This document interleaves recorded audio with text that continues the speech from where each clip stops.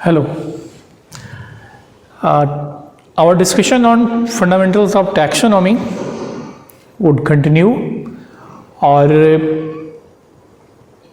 जैसा आपको याद है कि ये पूरा का पूरा डिस्कशन जो है वो चैप्टर नंबर 1 जो कि द लिविंग वर्ल्ड था उसमें ये सारी चीज़ें इनकॉर्पोरेटेड हैं। पिछले दिन हम लोगों ने जो डिस्कशन किया था उसमें टैक्सोनॉमिक एड्स पे चर्चा हम लोगों ने शुरू की थी और हर्बेरियम पे चर्चा हम लोगों ने कंप्लीट कर दी थी। आज हम लोग उस डिस्कशन को थोड़ा आगे बढ़ाएंगे और उसमें जो बातें आएंगी टैक्सोनॉमिक एड्स और स्पेसिफिकली थोड़ा की पे भी चर्चा हम लोग करने जा रहे हैं। तो जो सबसे आज के डिस्कशन में जो सबसे पहला टैक्सोनॉमिक एड होगा that would be botanical gardens.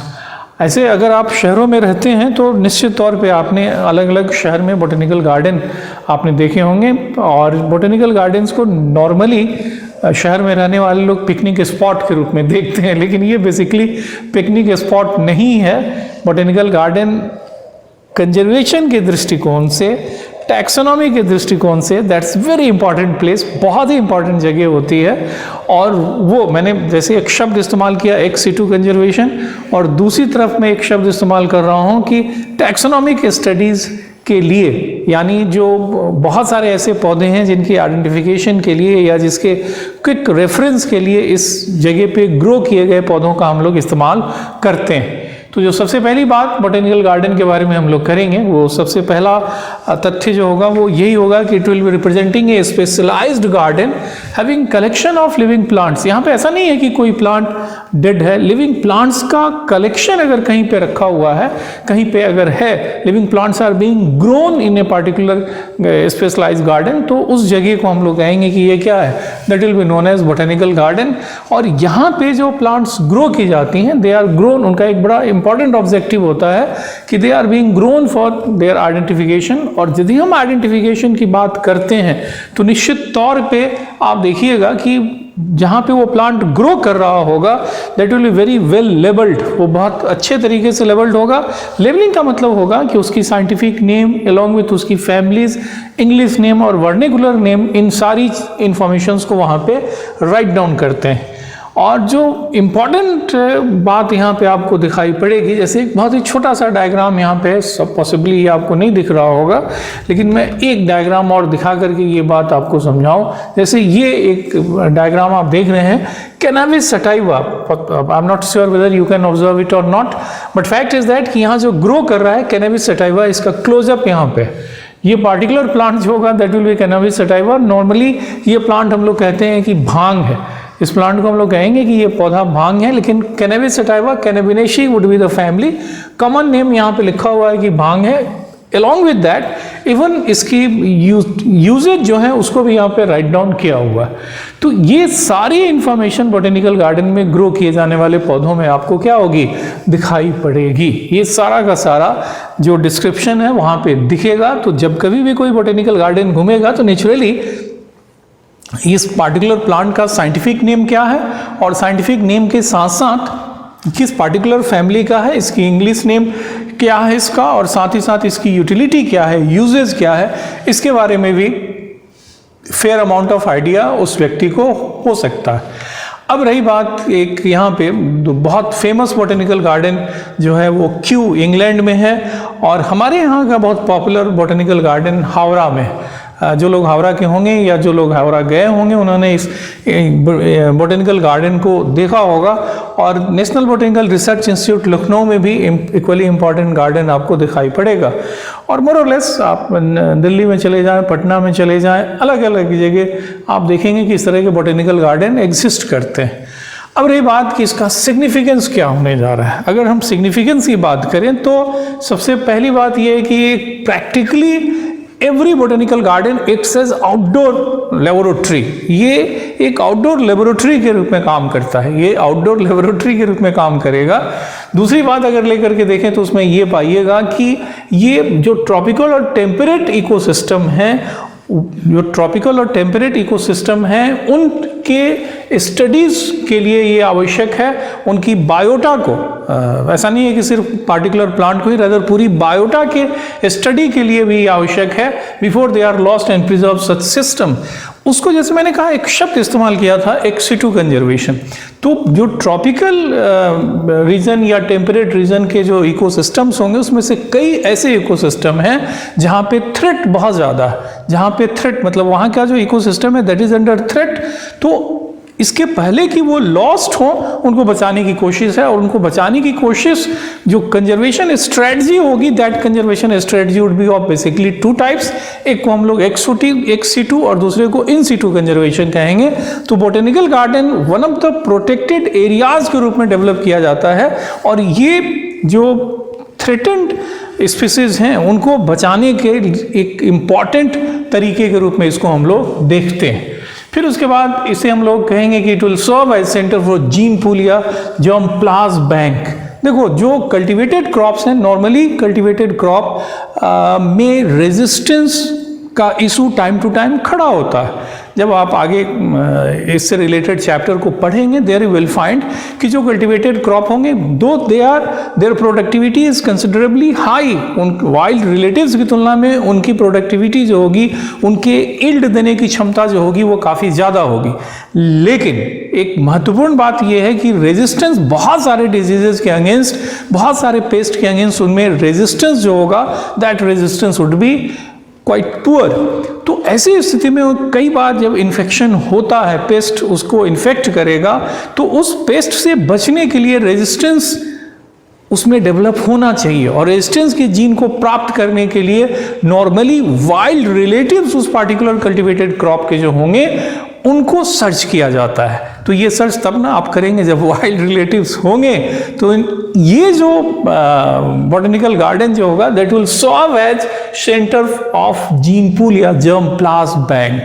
किसका? तो वाइल्ड रिलेटिव्स का। किसका? तो कल्टीवेटेड या जो इकोनॉमिकली इंपॉर्टेंट प्लांट होंगे उनका। तो जो प्लांट कल्टीवेटेड हैं, जो इकोनॉमिकली बहुत इंपॉर्टेंट हैं, उन पौधों के लिए जब कभी भी उनके ब्रीडिंग की बात आए, जब कभी भी इस बात की कोशिश हो कि उनको हम पहले की तुलना में और बेहतर करें, तो हमको एक जीन पूल चाहिए, एक जर्मप्लाज्म बैंक चाहिए।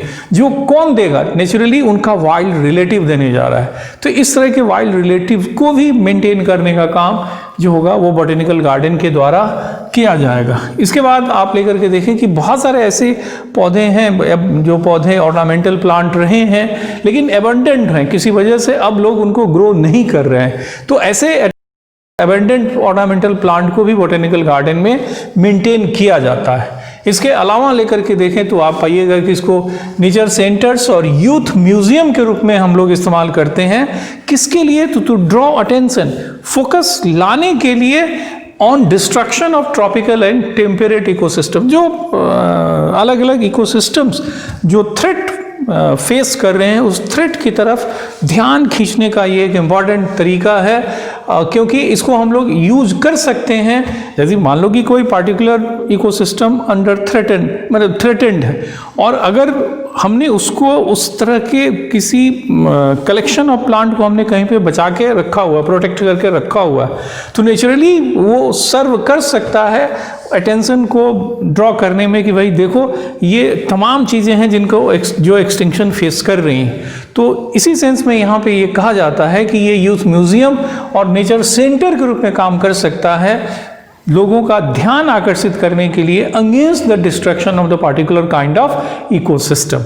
फिर इसके बाद आप लेकर के देखेंगे कि ये जो होगा, ये जो शहरों में लोग हैं जो प्लांट को, ट्रीज को ग्रो करने वाले हैं और प्लांटेशन करते हैं अर्बन एरियाज में, जो भी शहर में जो शहर में प्लांटेशन करने के लिए लोग जो जिम्मेवार हैं या जो इंटरेस्ट रखते हैं या जो ट्री प्लांटेशन करते हैं, तो उनको ट्रेन करने में भी बॉटनिकल गार्डन की भूमिका है। उसके अलावा आप लेकर के देखिएगा कि जो यूनिवर्सिटीज़ हैं या जो अच्छे कॉलेजेस हैं जो रिसर्च कंडक्ट करते हैं, उनके एफर्ट को कोलैबोरेट करने का काम भी बॉटनिकल गार्डन जो होंगे वो करेंगे। इसके अलावा आप लेकर के देखेंगे कि बॉटनिकल गार्डन जो होगा that will provide living material for the research के लिए लिविंग मटीरियल देता है। ऐसा नहीं है कि हम किसी प्रिजर्व डेड मटीरियल को इस्तेमाल कर रहे हैं अपने रिसर्च के लिए। Botanical garden can provide living material for research. ये एक बहुत बड़ी बात है।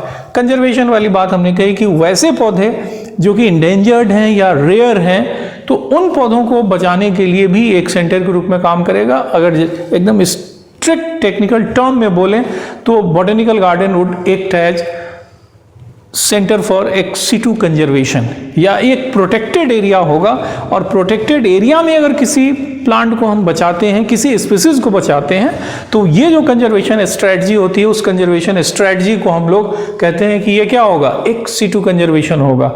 इसके ऊपर पर्याप्त डिटेल हम लोग करेंगे तब जब इकोसिस्टम देखने जा रहे हैं। और फाइनली इसमें आप लेकर के देखिएगा कि एनवायरमेंटल अवेयरनेस ये बच्चों में, विद्यार्थियों में, शिक्षकों में जगाता है। तो environmental awareness is very important. हम जितना भी प्रयास कर लें कि हमें इस स्पीसीज को बचाना है, उस स्पीसीज को बचाना है, लेकिन ये तब तक हमारा प्रयास सक्सेसफुल नहीं होगा जब तक कि ये अवेयरनेस नीचे तक परकुलेट नहीं करता है। और इसके लिए, इस इंफॉर्मेशन के परकुलेट करने के लिए या इस जागृति के आने के लिए ज़रूरी होगा कि जो बच्चे हैं उन बच्चों को इसके लिए अवेयर किया जाए।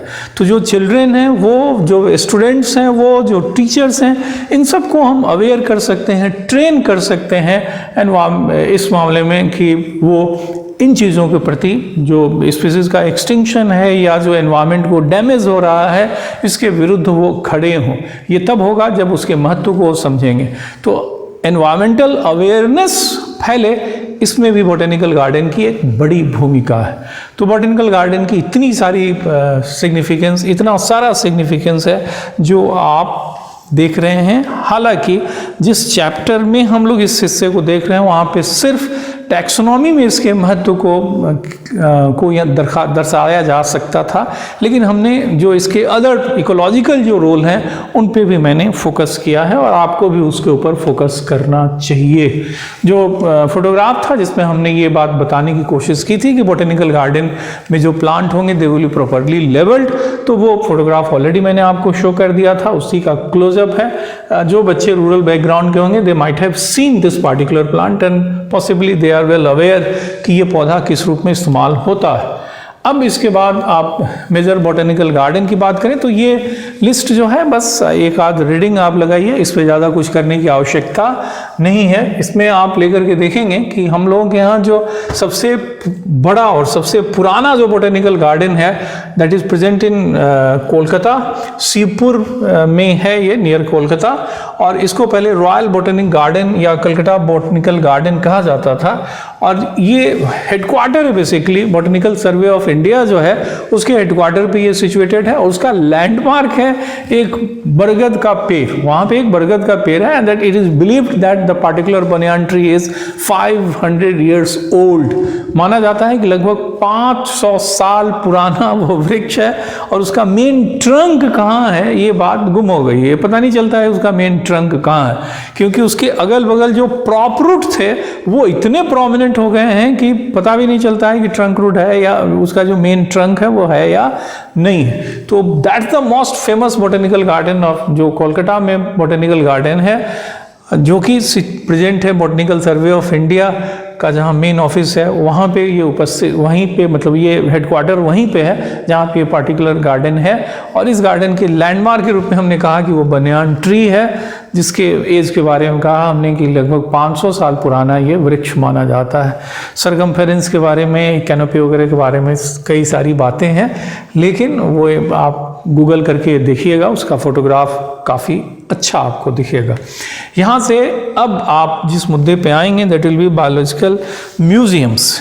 तो इसको बॉटेनिकल और जूलॉजिकल दो हिस्सों में बांट सकते हैं आप, लेकिन अगर आप अपनी स्कूल के बायोलॉजी लैब में या बॉटनी लैब या जू लैब में अगर गए होंगे तो यू माइट हैव सीन कि उस लेबोरेटरी में बहुत सारा जार वगैरह या बहुत सारे इस तरह की ट्रांसपेरेंट कंटेनर्स होते हैं, जिनके अंदर अलग अलग तरह का बहुत सारा मटेरियल, प्लांट मटेरियल या एनिमल्स बहुत सारे वहाँ पे आपको रखे हुए दिखाई पड़ेंगे। और टीचर्स ऑलवेज आपको ये कहते होंगे कि देखो ये म्यूजियम्स हैं, ये जो है म्यूजियम स्पेसिमेन है, म्यूजियम नहीं, उसे कहा जाएगा कि ये म्यूजियम स्पेसिमेन है। और म्यूजियम स्पेसिमेन को नॉर्मली बच्चों को दिया जाता है, स्टूडेंट्स को दिया जाता है, फिर कहा जाता है कि आप उसको स्टडी कीजिए, उसके डायग्राम को बनाइए और उसकी क्या खास बातें हैं, जो उसके कैरेक्टरिस्टिक्स हैं उसको राइट डाउन कीजिए। उसके बारे में ये तथ्य है कि जब भी आप लेबोरेटरी में जाते हैं, अगर 10-5 इस तरह का म्यूजियम स्पेसिमेन आपको दिया गया, तो फैक्ट इज़ दैट कि अधिकांश बच्चे उसको एंजॉय नहीं करते। उनको बस 1-2 मिनट उनको लगता है सारी चीज़ को देखने में, और उसके बाद उनको लगता है कि अब क्या करना, अब तो कुछ करना नहीं है। बट ये उसके ओवरऑल पूरे सिग्निफिकेंस को, पूरे पर्पस को डिफीट करने वाली बात है। उसके लिए दोनों को थोड़ा ज़्यादा पॉजिटिव होना चाहिए, टीचर को भी पॉजिटिव होना चाहिए, विद्यार्थियों को भी पॉजिटिव होना चाहिए। इसमें सबसे बड़ी बात कि जो भी एजुकेशनल इंस्टीट्यूट होगा उसमें निश्चित तौर पे आप इस तरह के म्यूजियम को, बायोलॉजिकल म्यूजियम को पाइएगा। जो भी एजुकेशनल इंस्टीट्यूशन होगा किसी भी लेवल का, अगर स्कूल लेवल की भी लेबोरेटरी है, कॉलेज है, यूनिवर्सिटी है, every level of educational institution you will find कि वहाँ पे बायोलॉजिकल म्यूजियम रहेगा ही रहेगा। अब इस बायोलॉजिकल म्यूजियम को लेकर के देखें तो ऑब्वियस है कि हायर क्लासेस पे बायोलॉजी लैब नहीं होता है, वहाँ पे बॉटनी या जूलॉजी का लैब होगा मोस्ट ऑफ द केसेस में। जहाँ लाइफ साइंसेज की पढ़ाई होती है इंटीग्रेटेड तरीके से, वहाँ आप ज़रूर पाइएगा कि एक ही बायोलॉजिकल म्यूजियम के नाम से होगा। लेकिन बहुत अधिकांश यूनिवर्सिटीज़ वगैरह में आप देखेंगे कि बॉटनी और जूलॉजी के लैब अलग अलग होंगे। वहाँ पर इन दोनों सब्जेक्ट्स को अलग अलग पढ़ाया जाता है बहुत सारी जगह। मैंने नहीं कहा कि इन एवरी केस, बट अधिकांश जगह ये दो अलग तरह के सब्जेक्ट के रूप में टीच किए जाते हैं। अब देखोगे कि जो जिसे हम लोग बॉटनी वाली बात करें, प्लांट वाली बात करें, तो वहाँ पे आप देखिएगा कि प्रिजर्व प्लांट मटेरियल को कहीं पे आपने कलेक्ट किया तो वो बॉटेनिकल म्यूजियम होगा। अगर एनिमल के प्रिजर्व करके आपने रखा है तो वो एनिमल स्पेसिमेन के रूप में देखे जाएंगे। और किस लिए? तो for study and reference. Study, और जैसे अगर हम कुछ भी स्टडी कर रहे हैं, से फॉर एग्जांपल जैसे एक आध यहाँ पे डायग्राम होगा, उसको लेकर के आप देखिए। जैसे यहाँ पे वेरी वेल नोन, इसमें नहीं दिख रहा है आपको, ये जैसे वेल नोन है, स्टारफिश दिख रहा है। सपोज टीचर ने आपको इकाइनोडर्माटा पढ़ाया और इकाइनोडर्माटा पढ़ाने के क्रम में वो आर्म्स के बारे में बताना चाह रहे हैं या उसकी स्पाइनी स्किन के बारे में बताना चाह रहे हैं, ओरल एबोरल एंड्स के बारे में बता रहे हैं, तो बताने के क्रम में अगर ये म्यूजियम स्पेसिमेन सप्लाई अगर आपको किया जा रहा है और उसके बाद एज पर डिस्क्रिप्शन उसको अगर आप कंपेयर कर रहे हैं, तो whatever has been taught by teacher, वो बात आपके बिल्कुल ग्रे मैटर में बैठ जाएगी। That the purpose of this specimen. ये पर्पस होगा उस पार्टिकुलर स्पेसिमेन को ऑब्जर्व करने का। बटरफ्लाइज के बारे में पढ़ाया जा रहा है, तो बटरफ्लाइज के बारे में ये जो डिस्कशन आप जो देखेंगे स्ट्रक्चर, अगर टीचर ने बता दिया इसके तमाम मॉर्फोलॉजी के बारे में और वो फिर बटरफ्लाई आपको दिया जा रहा है, तो थोड़ा भी केयरफुली वॉच अगर आप करें, केयरफुली जब कभी भी उसको ऑब्जर्व करेंगे, तो जो भी मॉर्फोलॉजिकल फीचर डिस्कस किया गया है वो सारा का सारा मॉर्फोलॉजिकल फीचर आप उसको पहचान सकते हैं या उस पर काम कर सकते हैं। तो म्यूजियम स्पेसिमेन देखने का मतलब यही होता है कि आप उसको आसानी से स्टडी करके कर सकें। रेफरेंस के लिए भी हम लोग इस्तेमाल करते हैं इस फैक्ट को। अब रही बात कि स्पेसिमेन का जो प्रिजर्वेशन होगा वो किस रूप में होगा, तो जैसे आप यहाँ देख रहे हैं कि ये जार या कंटेनर्स होंगे जिसमें प्रिजर्वेटिव सॉल्यूशन रखा जाता है, उसी में किया जाता है। जैसे यहाँ पे आप क्या देख रहे हैं कि ये इस तरह का जार है या ये बड़ा सा कंटेनर है और इसके अंदर नॉर्मली 40% फॉर्मेलिन रखा जाता है। ये प्रिजर्वेटिव के रूप में काम करेगा। जो स्ट्रक्चर है वो स्ट्रक्चर नष्ट नहीं होगा। तो कंटेनर या जार में इसको रखा गया और प्रिजर्वेटिव सॉल्यूशन नॉर्मली 40% फॉर्मेलिन होगा जिसके अंदर इसको हम लोग रखेंगे ताकि वो नष्ट नहीं हो। दूसरी बात है कि ऐसा नहीं है कि हमेशा उसको प्रिजर्वेटिव सॉल्यूशन में ही रखेंगे। बहुत बार ऐसा होगा कि उसको ड्राई स्पेसिमेन भी हम लोग रख सकते हैं। जैसे बटरफ्लाइज वगैरह देखिएगा तो ड्राई मटेरियल के रूप में ही उसको रखा जाएगा, ड्राई फॉर्म में ही उसको रखा जाएगा। या कोनिफर्स का मेल और फीमेल कोन लेकर के आप देखें तो उसको भी क्या करेंगे, आप पाएंगे कि वो ड्राई फॉर्म में ही क्या है, रखा हुआ है। फिर उसके बाद आप लेकर के देखें, जैसे ये जो हमने बटरफ्लाइज की बात की, तो इंसेक्ट बॉक्सेस आते हैं और उन इंसेक्ट बॉक्सेस में उसको कलेक्ट किया जाता है। लेकिन कलेक्ट करने के बाद नेचुरली उसको किल करके पिनिंग करके उस पार्टिकुलर बॉक्स में प्रिजर्व किया जाता है। और एनिमल की बात अगर करें तो उसमें आप देखेंगे कि एनिमल के स्केलेटल सिस्टम को भी आप पाइएगा कि उसको म्यूजियम में रखा जाता है, स्केलेटल सिस्टम। लेकिन ऐसा नहीं होगा कि वो सारी हड्डियां अलग अलग होंगी, वो बहुत प्रॉपर तरीके से उनको अरेंज किया रहता है, जिससे आपको फेयर अमाउंट ऑफ आइडिया हो कि जब ये ऑर्गेनिज्म सर्वाइव कर रहा होगा तो उस समय ये सारी हड्डियां कैसे अरेंज होंगी।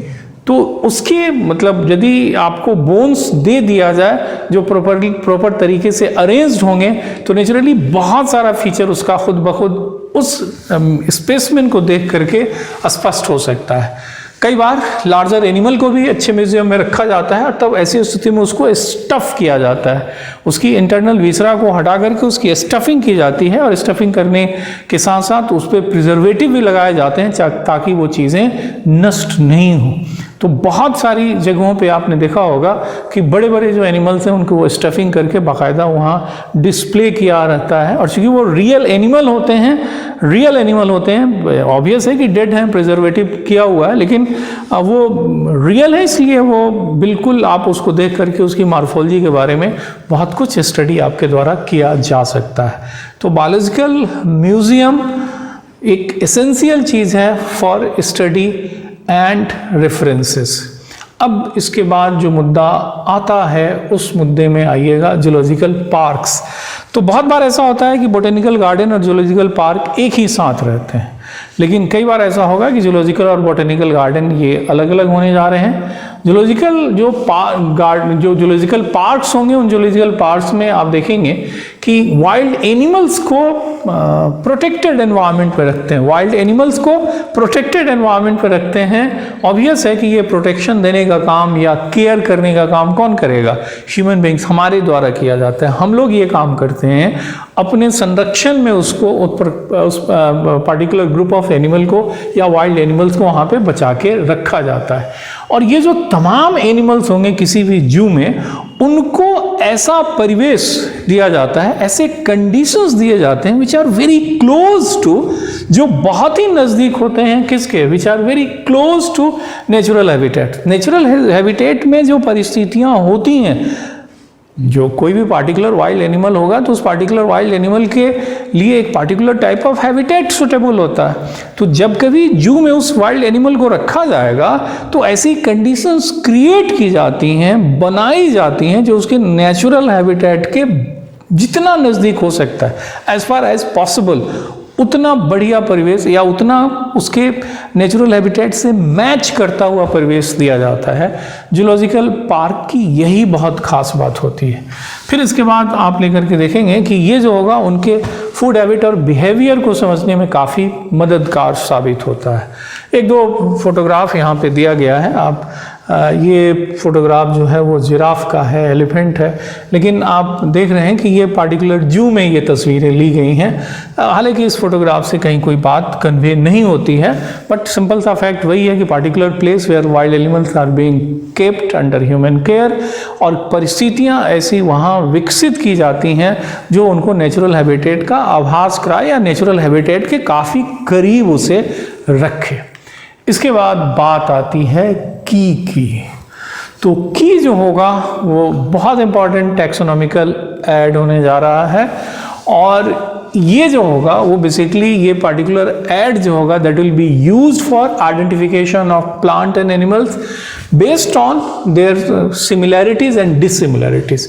ये किसी भी प्लांट या एनिमल स्पीसीज को पहचानने के लिए बहुत ही इंपॉर्टेंट टैक्सोनॉमिकल टूल है, और नेचुरली इसको जब हम पहचानने की बात करेंगे तो इसके तमाम कैरेक्टरिस्टिक्स हमारे पास तमाम कैरेक्टरिस्टिक्स हमारा स्टडी किया हुआ होगा, तभी इस की मदद से उसे हम आइडेंटिफाई कर पाएंगे कि ये कौन सा स्पीसीज है। की जो होगा हमेशा बेस्ड होता है कंट्रास्टिंग कैरेक्टर्स पर, जो यूजुअली पेयर में लिखे जाते हैं। जो बात मैं यहाँ कह रहा हूँ वो बात एग्जाम्पल से ज़्यादा समझ में आएगी, लेकिन एग्जाम्पल में आने के पहले यहाँ जो कहा जा रहा है उसको एक बार एटलीस्ट आप देख लें। मैंने कहा कि की जो होंगे वो बेस्ड होते हैं, आधारित होते हैं कंट्रास्टिंग कैरेक्टर्स पे। कंट्रास्टिंग कैरेक्टर का मतलब होगा, जैसे मान लीजिए कि हम लीव्स के बारे में बात कर रहे हैं तो लीव्स अल्टरनेट होगा या होल्ड होगा। हम कह रहे हैं कि पेटल्स वो गैमोपेटलस होंगे, जस्ट अपोजिट उसका क्या होगा कि पॉलीपेटलस होंगे। इस तरह का जो कंट्रास्टिंग कैरेक्टर होगा, किसी पार्टिकुलर फॉर्म ऑफ कैरेक्टर के अपोजिट रूप जो होंगे वो की में काफ़ी ज़्यादा यूजफुल होते हैं। अब इसमें ये जो कंट्रास्ट होगा तो ऑब्वियस है कि कंट्रास्ट यस या नो, गैमो या पॉली, अल्टरनेट या होल्ड, सिंपल या कंपाउंड, इस तरह का डिस्कशन जो होगा इसको हम लोग कभी भी पेयर में देखेंगे। तो जो कंट्रास्टिंग कैरेक्टर्स होंगे they will be in pair, और ये पेयर ऑफ कंट्रास्टिंग कैरेक्टर जो होगा उसको हम लोग कपलेट कहने जा रहे हैं।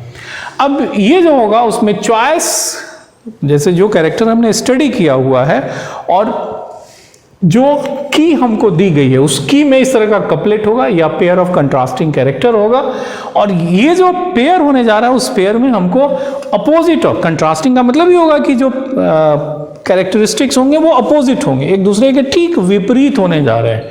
अब ऑब्वियस है कि जब उसमें चॉइस हमको चुनना पड़ेगा तो आइदर हम एक्सेप्ट करेंगे या रिजेक्ट करेंगे। कपलेट में से या पेयर ऑफ द कैरेक्टरिस्टिक्स में से या तो हमको एक पिक करना है या उसे रिजेक्ट करना है, एक्सेप्ट करना है या फिर उसे रिजेक्ट करना है। तो यही बात यहाँ कही जा रही है कि एक्सेप्टेंस ऑफ ओनली वन या रिजेक्शन ऑफ, या फिर कहें कि रिजेक्शन ऑफ द अदर। जो पेयर जो कपलेट होगा, कपलेट के जो स्टेटमेंट्स होंगे उन स्टेटमेंट को हम लोग कहते हैं कि ये लीड। अब अलग अलग टैक्सोनॉमिक की आपको दिखाई पड़ेगा हर टैक्सोनॉमिक कैटेगरी के लिए, फैमिली के लिए अलग की होगा, जीनस के लिए की होगा, स्पीसीज के लिए की होगा, और की का इस्तेमाल हमेशा हम लोग करते हैं फॉर आइडेंटिफिकेशन। जो की का इस्तेमाल किया जाएगा that is specifically done for, की का इस्तेमाल जो होगा वो हमेशा किया जाएगा किसके लिए, तो that will be done for identification purpose. और ये जो होगा की जो होंगे ये की दो तरह के होने जा रहे हैं। एक की जो होगा दैट विल बी ब्रैकेटेड और दूसरे की को हम लोग नाम देंगे कि ये इंडेंटेड की होने जा रहा है। अब ब्रैकेटेड की बात अगर करें तो उसमें यह है कि इस तरह की में अल्टरनेट कैरेक्टर्स को नंबर दिया जाता है, अल्टरनेट कैरेक्टर्स को हम लोग नंबर देते हैं which are placed in bracket. जैसे यहाँ नंबर है 1 है विद इन ब्रैकेट, 2 है विद इन ब्रैकेट। अब लेकर के देखिए, अब इसके लिए थोड़ी सी, जैसे यहाँ प्लांट का केस लिया गया है, प्लांट के जीनस का ये की है। अब इसमें जो हमने कहा कि कंट्रास्टिंग कैरेक्टर्स होंगे उनका पेयर आपको दिखाई पड़ेगा, और ऑब्वियस है कि अपोजिट ऑप्शंस होने जा रही हैं। जैसे यहाँ पे कहा गया कि कार्पेल 1 या सिंगल, कार्पेल का मतलब हुआ female sex organ of plants, तो कार्पेल सिंगल, तो सिंगल का उल्टा क्या होगा, मेनी। तो ये दोनों जो होगा, ये पेयर जो होगा, ये पेयर एक दूसरे का अपोजिट हुआ, carpel single, carpel many, single ovuled, तो सिंगल ओव्यूल्ड के बजाय दूसरा क्या होगा, मेनी ओव्यूल्ड, तो दोनों अपोजिट हो गए। और इस तरह का जहां पे कार्पेल होगा वहां फ्रूट एक टाइप का होगा जिसे एकीन बोलेंगे, और यहां जिस तरह का फ्रूट होगा उसे हम लोग फॉलिकल बोलने जा रहे हैं। अब ये दोनों सिंगल ओव्यूल्ड का जस्ट अपोजिट मल्टी ओव्यूल्ड, और चूंकि कार्पेल में ओव्यूल की संख्या 1 है या ओव्यूल की संख्या ज्यादा है तो that will change the nature of fruit, ठीक है। अब उसी के अकॉर्डिंगली यहां पे आप लेकर के देखेंगे कि अगर ये कार्पेल सिंगल ओव्यूल्ड है तो फ्रूट एकीन होगा, तो ये जीनस जो होगा वो 2 नंबर, माने आपको अब 2 नंबर पे जाना होगा और वहां पे देखना होगा कि क्या कौन सा फीचर लिखा हुआ है। तो यहां लिखा हुआ है लिव्स अपोजिट, तो अपोजिट का क्या होगा दूसरा, अल्टरनेट। लिव्स अगर अपोजिट कहा जा रहा है तो इसका अपोजिट या कंट्रास्टिंग फीचर क्या होगा, तो अपोजिट का कंट्रास्टिंग फीचर होगा अल्टरनेट। दूसरी बात कि यहां पे एक चीज और उसके साथ जोड़ दी गई, कंपाउंड या रेडिकल, तो 2 में 2 ऑप्शंस है। अब आप लीव्स की प्रॉपर्टी को लेकर के देखिए कि आपको लीव्स में क्या मिला हुआ है। तो अगर आपको लीव्स में अपोजिट या कंपाउंड मिला हुआ है then you are expected to go to 3, number 3। अब नंबर 3 में आप जाएंगे तो आपको दिखाई पड़ेगा कि ये क्या है, पेटल्स एब्सेंट और लीव्स में टेंड्रिल नहीं है। या फिर आप देखेंगे कि यहाँ पे सेपल्स और पेटल्स दोनों होंगे और दोनों की संख्या बराबर होगी, और इसमें टेंड्रिल होगा। यहाँ टेंड्रिल नहीं है, यहाँ टेंड्रिल होगा, यहाँ पेटल नहीं है लेकिन यहाँ पेटल हैं। ये बात कैसे हम लोग कह रहे हैं, तो ऐसे कह रहे हैं कि सेपल और पेटल दोनों की संख्या बराबर है, तो बराबर होने का मतलब ही है कि पेटल्स आर प्रेजेंट। तो यहाँ पेटल्स नहीं है, यहाँ पेटल्स हैं, and their number is equal to that of sepals. दूसरी तरफ यहाँ टेंड्रिल नहीं है, यहाँ पे टेंड्रिल है। तो अगर पेटल एब्सेंट है लीव्स टेंड्रिल में नहीं है तो ये क्लेमेटिस है। तो अब क्लेमेटिस के, अब आपने जिस प्लांट को डिस्क्राइब किया उसके बारे में ऑलरेडी आपको पता है। अब उसके बारे में इतनी बात तो होनी चाहिए आपको पता कि उसका कार्पेल कैसा था, सिंगल ओव्यूल्ड था, फ्रूट उसका कैसा था, तो एकीन था। उसके बाद फिर आप कहाँ पे आ गए, तो यहाँ पे 2 पे आ गए, तो लीव्स कैसा था, अपोजिट। वहाँ पे आप लेकर के देखेंगे लीव्स उसका क्या था, अपोजिट था और कंपाउंड था। फिर यहाँ पे आप आ गए किस पे, 3 नंबर पे। अगर पेटल्स एब्सेंट है, लीव्स विदाउट टेंड्रिल है तो क्लेमेटिस होगा। लेकिन वहीं पे अगर आप लेकर के देखें, जैसे दूसरा अगर एग्जांपल लेकर के देखें दूसरे केस में, जैसे यहाँ पे अगर आप 2 के बजाय आप देख रहे हैं कि कार्पेल मेनी ओव्यूल्ड है, फ्रूट फॉलिकल है। 4 पे अगर आ गए तो 4 सीधे यहाँ आएगा। कार्पेल यूनाइटेड होंगे at the base, carpel United नहीं होंगे, यही कंट्रास्ट होगा। अब यूनाइटेड एट द बेस है, फ्लावर रेगुलर है, तो सीधे सीधे ये नाइजेला हो जाएगा। अगर फ्लावर रेगुलर नहीं है तो रेगुलर का उल्टा क्या होगा, इरेगुलर होगा, तो ये फ्लावर जो होगा दैट विल बी एकोनिटम। तो जो हम लोगों ने शुरू में बात कही कि there will be contrasting characters, यानी पेयर ऑफ कैरेक्टरिस्टिक होगा और उस पेयर में जो स्टेटमेंट्स होंगे they will be just opposite to each other. अब उसमें से एक को आपको एक्सेप्ट करना है, एक को रिजेक्ट करना है, एक को एक्सेप्ट करना है, एक को रिजेक्ट करना है। ठीक है, इन दोनों स्टेटमेंट को हमने कहा कि ये लीड हैं, ये पेयर ऑफ कैरेक्टरिस्टिक जो है उनको कपलेट हमने कहा। Example quite clear, carpel single ovuled, carpel many ovuled, 2 and 4। अगर सिंगल ओव्यूल्ड है, 2 पे जा रहे हैं तो 2 पे 2 ऑप्शन था, लीव्स अपोजिट, लीव्स अल्टरनेट। अगर अपोजिट और कंपाउंड पे जा रहे हैं तो आप 3 नंबर पे जाइए, पेटल्स एब्सेंट। अगर पेटल एब्सेंट है, लीव्स बिना टेंड्रिल के तो क्लेमेटिस है।